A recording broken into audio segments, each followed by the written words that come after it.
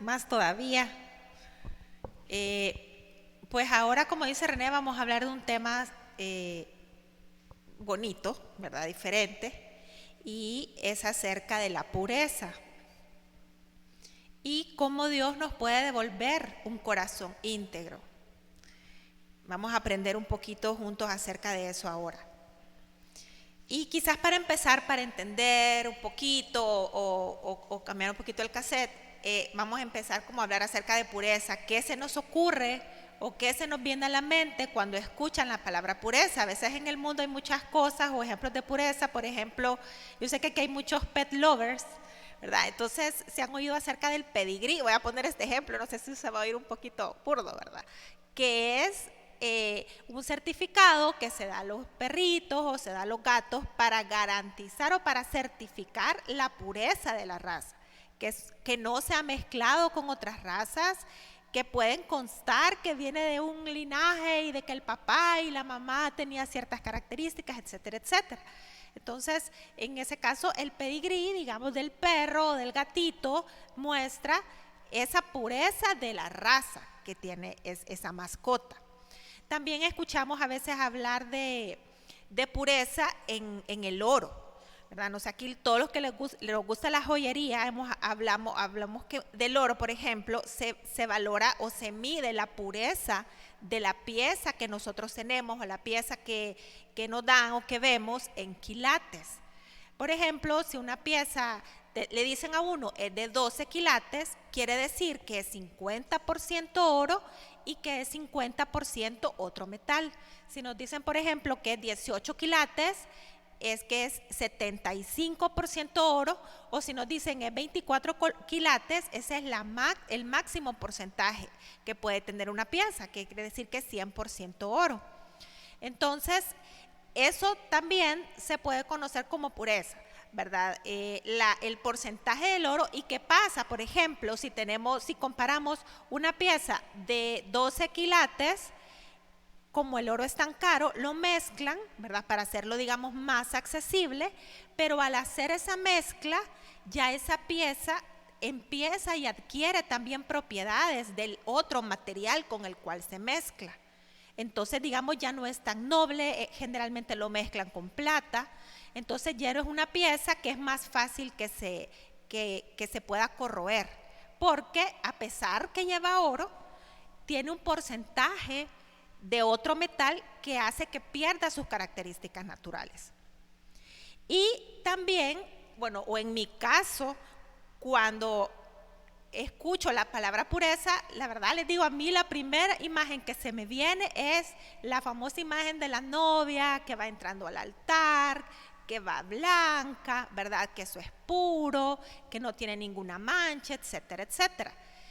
Y en el mundo en que nosotros estamos, generalmente cuando hablamos de pureza, lo asocian o lo primero que se nos viene a mente es algo relacionado al tema de pureza sexual o de castidad en ese sentido. Pero la pureza es mucho más que eso. Sí cubre el tema de sexualidad, pero es mucho más que eso.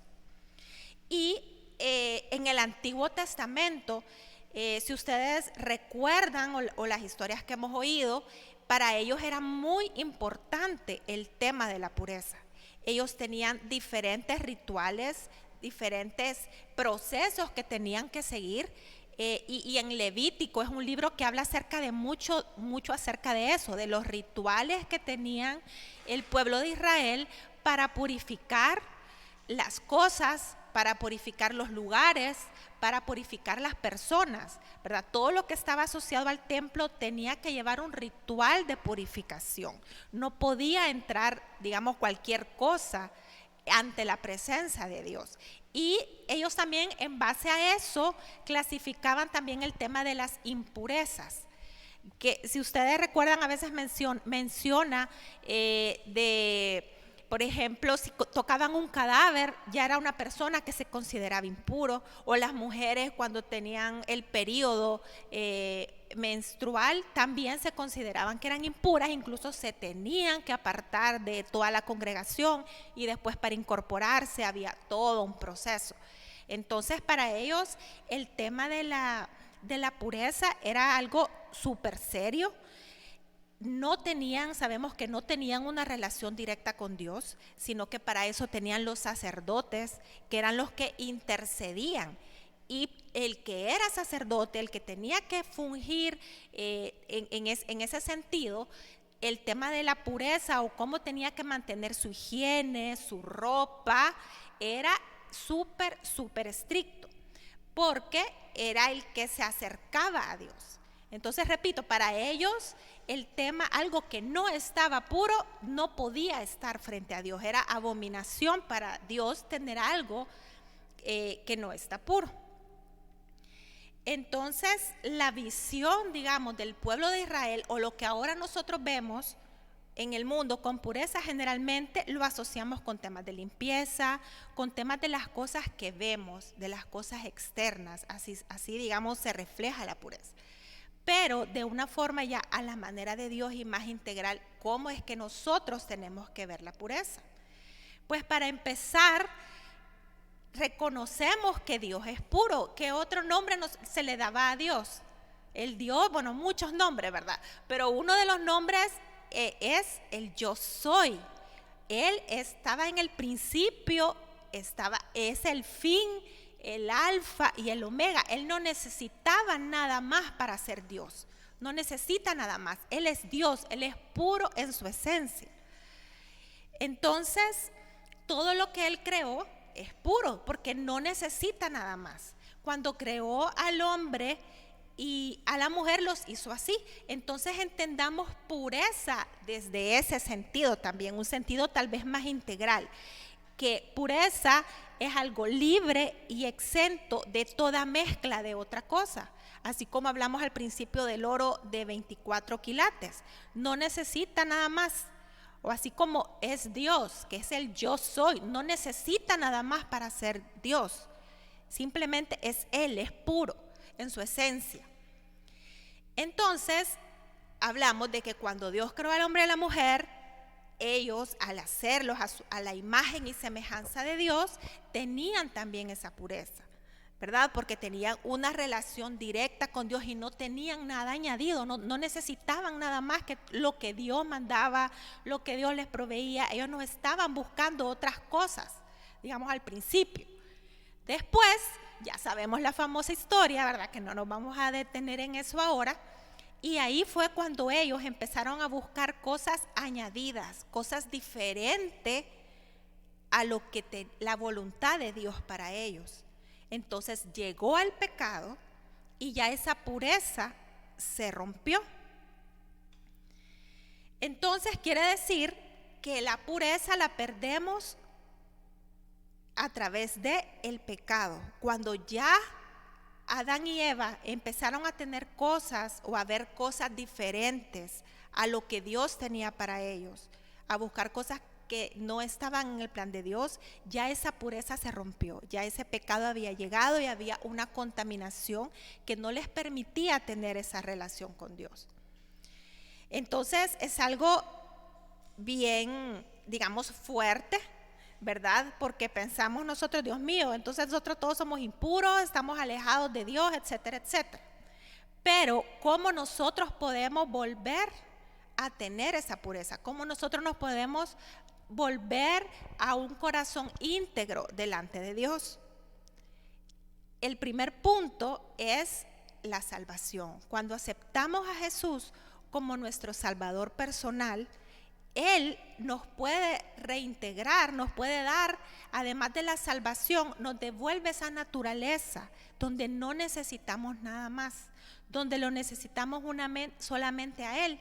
Y aquí en Tito 2:14 nos dice que Cristo se dio a sí mismo por nosotros para redimirnos de toda iniquidad y purificar para sí un pueblo propio. Es decir, que Dios nos purificó. Dios nos purificó, somos su pueblo escogido y cuando Él nos aceptó, nos dio otra vez esa pureza, porque ahora nosotros somos vistos a través en Dios de los ojos que nos dio a través de Jesús.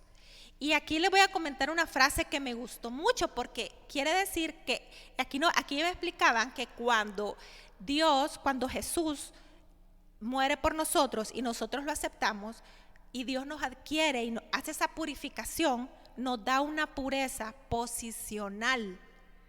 Es decir, por ser parte, por estar en esa posición de hijos suyos. Solo por el hecho de aceptarlo, de recibirlo en nuestros corazones, nosotros tomamos esta pureza. E insisto en eso porque quizás estamos acostumbrados a oír el tema de pureza como algo wow, súper elevado, que nunca quizás lo asociamos con nosotros, con lo que nosotros somos, con lo que nosotros hacemos. Pero aquí, como les leí en Tito, dice que fue para purificar para sí un pueblo propio. Él nos purificó.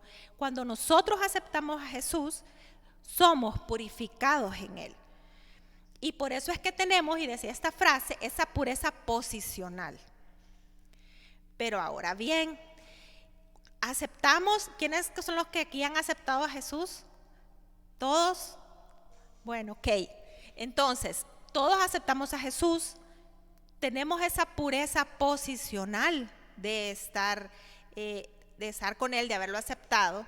Pero ¿y después qué pasa? Seguimos pecando. O sea, todos seguimos pecando de cierta manera. Entonces, ¿cómo hacer para mantener esa pureza, para recuperar esa pureza que Dios nos da, o esa pureza que en algún momento la tuvo Adán y Eva en el principio, como fue el diseño de Dios? Y aquí quiero que nos recordemos de dos personajes bíblicos. Un grupo de personajes, tal vez no es un personaje, pero es un grupo de personajes que se menciona muchísimo, muchísimo en el Nuevo Testamento, son los fariseos, ¿verdad? Todos hemos oído hablar acerca de los fariseos. Y Jesús hablaba muchísimo con ellos, los confrontaba muchísimo. En Mateo 23 hay muchos versículos, casi 15, 20 versículos, con muchas frases que le dijo Jesús a los fariseos. ¿De qué los tachaba a los fariseos? ¿Quién se acuerda? ¿Qué les decía principalmente? ¿Por qué los confrontaba?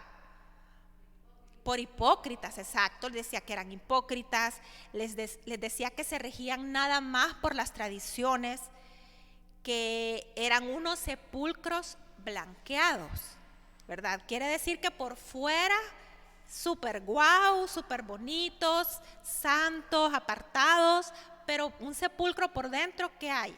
Muerto. O sea, por adentro no tenían vida. Así los comparaba Jesús. Era esa limpieza que ellos aparentaban era pura fachada. Entonces, y nos vamos a poner en este plan, podemos pensar, ¿los fariseos pecaban con todo esto que les decía Jesús? ¿Ustedes qué piensan? ¿Eran pecadores o no? Sí, ¿verdad? Porque no tenían un corazón dispuesto a Dios y por todo lo que Jesús les decía. Entonces sí, eran pecadores, no estaban puros, no estaban purificados, porque tenían como su propia agenda. Y quiero que también pensemos en otro personaje, un personaje que codició lo que no era de él, adulteró y asesinó. Entonces, ¿quién crees que es ese personaje? El rey David. El rey David. Entonces, si lo ponemos así, bueno, no lo ponemos así, es que así fue, ¿verdad? Codició a la mujer de su general, ¿verdad? Después adulteró con ella y finalmente lo mandó a matar. Entonces, si vemos aquí también, David pecó o no pecó. Entonces David también fue apartado, él había perdido esa pureza. David no era puro cuando pasó todo este proceso. ¿Cuál es la diferencia? ¿Creen que hay una diferencia en lo que pasaba con los fariseos y David? Porque bueno, no les tengo que decir aquí muchos detalles, todos ustedes conocen que hasta a Jesús se le llama el hijo de David. Entonces, ¿cuál es la diferencia? Si los dos eran pecadores, si ahora a la luz de estos días ustedes dijeran, mira, fíjate que hay alguien, esta persona es hipócrita, anda hablando de los demás, anda haciendo fachada, etcétera, etcétera, y este es asesino, se acostó con este, ¿ustedes qué pensarían? Como que, uy, este está peorcito, ¿verdad? Que este otro. Entonces, ¿qué pasó? ¿Qué pasó ahí? Primero tenemos que entender que para Dios no hay un pecado más grande que otro. Pecado es pecado. Pasa que nosotros a nuestros ojos les ponemos quizás un valor, pero para Dios todos son pecados y cualquier pecado que se cometa nos separa de Dios. Entonces, ¿cuál fue la diferencia? Que los fariseos realmente ellos habían aprendido a fingir esa santidad, esa pureza. Ellos solamente trataban de mantener limpios o con todos esos rituales como una fachada. Estaban preocupados por las cosas externas, por esas apariencias. Y a pesar que el propio Jesús lo tenía enfrente de ellos y los confrontó, ellos no fueron capaces de verlo, no fueron capaces de verse. Ellos se creían perfectos, ellos se creían santos. Ellos, además de esos pecados, ¿verdad?, tenían su corazón dividido. Un corazón dividido entre las tradiciones y lo que mandaba la ley de Moisés y su protagonismo. Ellos querían, de cierta manera, darle gloria a Dios, pero también que le dieran gloria a ellos. No era una pureza de motivación, tenían su corazón dividido. Entonces, en David, ¿qué pasaba? David, después de que hizo todo eso, ustedes saben que vino el profeta, lo confrontó y ahí está la diferencia, que él reconoció su pecado. Y después de que él entendió lo que había hecho y hasta dónde había llegado, escribió el Salmo 51. Y aquí les quiero leer nada más una frase del Salmo 51 en el versículo 10, que dice: crea en mí, oh Dios, un corazón limpio. David sabía cómo era. Él no estaba cegado por su orgullo, por las apariencias, y él a quien quería agradar definitivamente era Dios. Por eso le pidió a Dios que le limpiara su corazón, que le diera un corazón sin añadiduras, un corazón totalmente enfocado hacia Dios. Y aquí si vemos Jesús mucho enfocaba en eso, ¿verdad? Hasta en una parte en el Nuevo Testamento, los fariseos nuevamente cuestionaron porque los discípulos no se lavaban las manos antes de comer. Entonces, pero Jesús les dijo, no es lo que entra en la boca del hombre lo que lo contamina, sino que es lo que sale, porque sale en base a lo que tenemos dentro. Entonces, ¿cómo podemos nosotros mantenernos con esa pureza, con ese enfoque hacia Dios, no tener añadiduras? Así como lo hizo David, que a pesar que pecó, que a pesar que pasó un tiempo donde no era pura sus intenciones, su motivación, ¿cómo lo logró? Pues hay, digamos, dos puntos claves. Uno es por andar en la palabra de Dios. Y aquí les quiero leer este versículo que dice en Salmo 119:9. ¿Con qué limpiará el joven su camino? Con guardar su palabra. Esto es súper clave para saber qué es lo que está dentro o qué es lo que a Dios le agrada en su pureza y qué es lo que está fuera, qué es una añadidura, qué es lo que está de más, qué es lo que no nos edifica, que no nos abona. Y al hablar acerca de la palabra no quiere decir obviamente solamente leerla, conocerla, sino que aquí dice el versículo, con guardar tu palabra. Esto implica meditarla, obedecerla sobre todo, entenderla, asimilarla, hacerla mía. Entonces, este es un secreto de verdad para saber qué es lo que a Dios le agrada y que podemos estar enfocados en Dios y qué es lo que no. Qué son las cosas que estamos haciendo, pensando, que sí podemos decir, estamos dentro del camino que nos lleva a la pureza, enfocados a Dios, y que no. Y yo creo que a ustedes en este mundo, en este momento, es súper difícil ser joven, ¿verdad? Hay muchas tentaciones, hay muchas puertas abiertas, hay muchas situaciones que los pueden confundir. Yo no me imagino qué hubiera hecho, o sea, no sé. Entonces, el principal reto, y si lo vemos aquí, tal vez es sencillo, si lo vemos aquí, porque aquí lo que dice, la forma es guardar la palabra, así va a limpiar su camino, así van a quitar los estorbos, así van a quitar los tropiezos, porque van a caminar con una motivación directa con Dios. Entonces eso va a permitir que esos obstáculos se aparten, o si hay, poderlos saber cómo afrontar. ¿Y cuál es el segundo punto? Pues permitiendo la obra de Dios en nosotros, ¿verdad? El Espíritu Santo. Y eso creo que fue uno de los puntos clave de David. Y por eso David se decía que era un corazón que estaba de acuerdo al propósito de Dios, porque era maleable, era flexible. Permitía, o sea, que Dios obrara en él, a pesar que tal vez tenía conflictos como lo tenemos nosotros, pero él entendía, yo creo que él entendía rapidito entendía, y avanzaba ya de acuerdo a lo que Dios le decía. Entonces, sabemos que la pureza, o la impureza, mejor dicho, cuando no caminamos de esa manera, cuando no conocemos la palabra, cuando no somos maleables a la obra de Dios, lo que hacemos es estorbar ese camino. Nos mantenemos alejados de su presencia porque tenemos muchas añadiduras, tenemos muchas mezclas. Y al tener esas mezclas, así como el oro, esas características de las otras cosas que están en nosotros van a salir, queramos o no, aunque las queramos evitar, van a salir porque están ahí. De alguna manera las hemos hecho parte de nosotros, parte de lo que creemos, parte de lo que vivimos, parte de lo que decimos.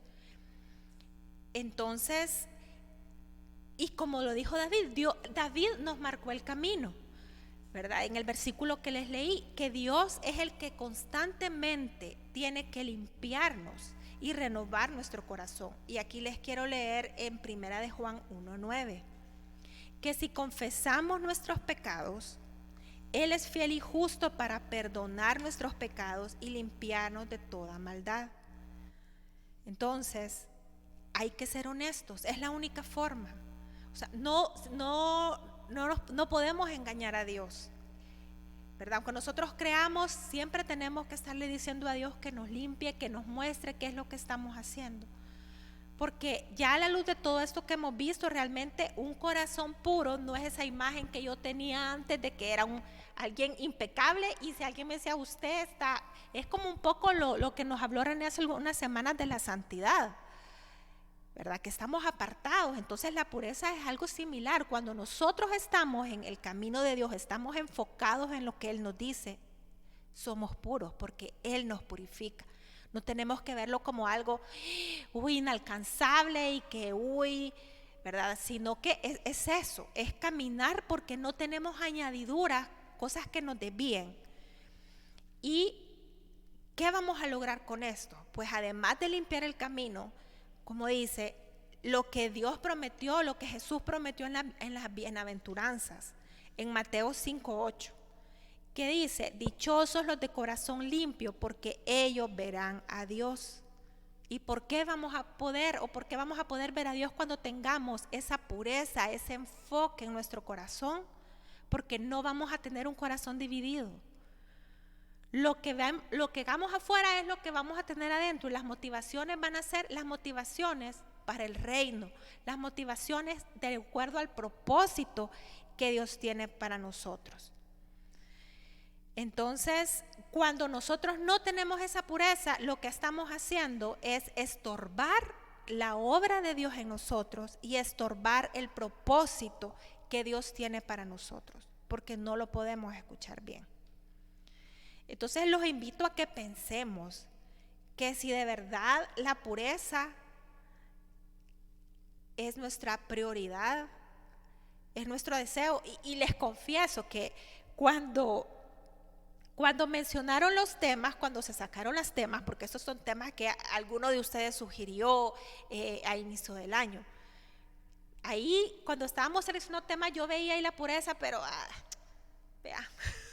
Después ya cuando se iban encajando los temas, decía, ay no, la pureza, pero se van a aburrir. Ese temita no es cool. Pero algo me decía, no, tenés que, bueno, decidí, no es cool, tengo que aprender de eso. Y de verdad que sí, Dios me ha hablado mucho porque yo tenía una visión totalmente errónea de lo que era pureza. Lo que Dios quiere en nosotros es que seamos puros en ese sentido, ¿verdad? En el sentido de que que no tengamos esas mezclas, que todas nuestras intenciones sean en base a lo que Él pone en nuestro corazón. Entonces, eso es lo que quería hablar con ustedes ahora. Y vamos a pasar a un tiempo de oración.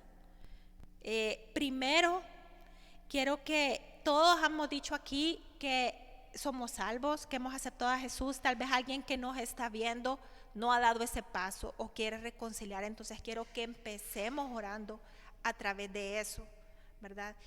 Y vamos a pedir que si tú nunca has aceptado a Jesús como tu Salvador personal, o sientes que cuando hiciste esa oración tu corazón de verdad no estaba en sintonía o no lo hizo de corazón, no lo hiciste con ese arrepentimiento, pues ahora hay una nueva oportunidad para hacerlo, para que Dios entre y te purifique.